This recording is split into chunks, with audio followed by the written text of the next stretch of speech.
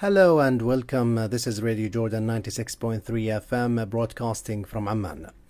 As part of Radio Jordan's coverage regarding the Turkish presidential election, today we have with us Dr. Oktar Babuna to tell us in detail about the Turkish presidential election. First of all, we would like to know how will the role of the presidency change after the polls. Thank you very much for having me. My name is Oktar Babuna. I'm a medical doctor from Turkey, and I represent Mr. Adnan Oktar and our salam, Mr. Adnan Oktar salam to all our Jordanian brothers and sisters.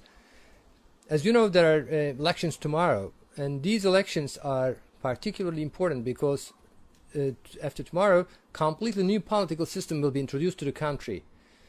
There are also important changes in the election system. This is a new presidential system for Turkey. There is no federation, but it's a peculiar presidential system for Turkey. There are also important changes in this election system. The most important one is that it allows parties to cooperate before elections, and which we see in many countries with some changes, of course, with minor differences. However, it is new for Turkey. It will allow smaller parties in the alliance to enter the parliament. This is crucial because there is a 10% election threshold in Turkey, and many people fear that the system won't allow everyone to be represented in the parliament. So with this alliance system, in this new political election system, there will not be such a problem. Even the smaller parties will be able to enter the parliament. Also, the new system will not include prime ministry.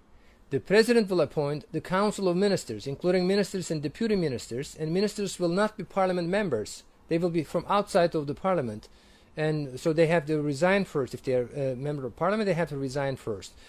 In this system, which is a type of presidential system, there will be no coalition governments because before 2002, Turkey suffered from many times from the coalitions, economically and politically. So the new system promises to put an end to the instability that comes with the coalition governments. So again, this is a completely new system for Turkey. And how would presidential candidate Recep Tayyip Erdogan cope if failed to secure a parliamentary majority in today's elections? Could we see a formation of a coalition, for example? Well, after the elections, there is a possibility, of course, that the party of the president and a majority party in the parliament will be different. This is always possible. If that happens, the opposition might lock the system and trigger a new crisis. This might lead to a new crisis. However, there are also ways to bypass such crisis. If the president and the parliament fail to agree on a point and cannot work reasonably, which is possible, both the parliament and the president can call for snap elections. But this can only happen for 2 times. The new system will also bring a plural democratic model, which mechanisms in place to avoid a dictatorship to be formed. For instance, the system will be based on the principle of separation of powers, and the terms of running the office will be limited, and the president can be sued and brought to court. As I said, the president will have only 2 rights to be in the office, and if a snap election is called, 1 right will be lost, and this can happen only 2 times. And because of this, I don't think there will be any coalition, because politically and logically, if you look in the opposition and the 2 alliances on 2 sides, there won't be any coalition, which doesn't look like possible. Muharrem Ince, presidential candidate and one of the main opposition, as we know, he said 2 days ago that he will remove the state of emergency and send 4 million Syrians back to Syria with celebrations. If he wins the upcoming presidential election in Turkey, what are Muharrem Ince's chances of winning the Turkish election? And could he secure over 50% of the votes? First of all, according to the polls, it doesn't look like he will secure over 50% of the votes, Muharrem Ince. And also, you talked about the state of emergency. First of all, President Erdogan also announced that after the elections, the state of emergency would be lifted. That is his statement, President Erdogan's statement.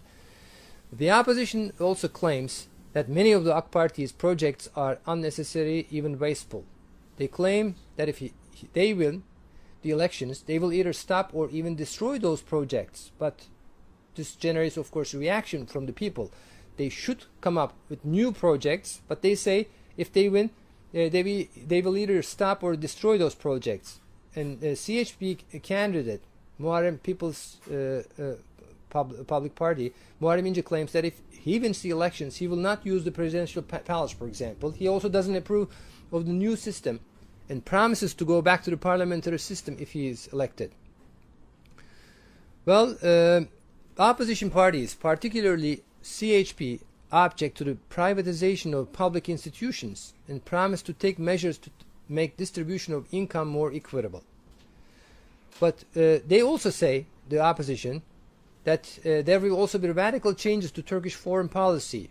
As you mentioned, for example, they will say they will send back 3.5 million Syrian refugees. But these people, our brothers and sisters from Syria, they came to Turkey, they refuged to Turkey because there was an unstable and unstable environment in Syria, as everybody knows, and their lives were under threat.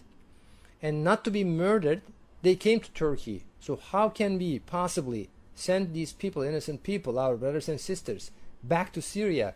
Because that's not human, that's immoral, that's not Muslim. This will not be Muslim, because these people, if they go back, they might get murdered, their houses are destroyed, they don't have any financial income, they lost their jobs. There is no way for these people to live in Syria, unless, of course, the security is provided and the war is stopped. But there's no situation right now. So, and these are, of course, reasons that I briefly talked about that make people wary and anxious of an opposition victory. If they win, people think they are anxious what's going to happen.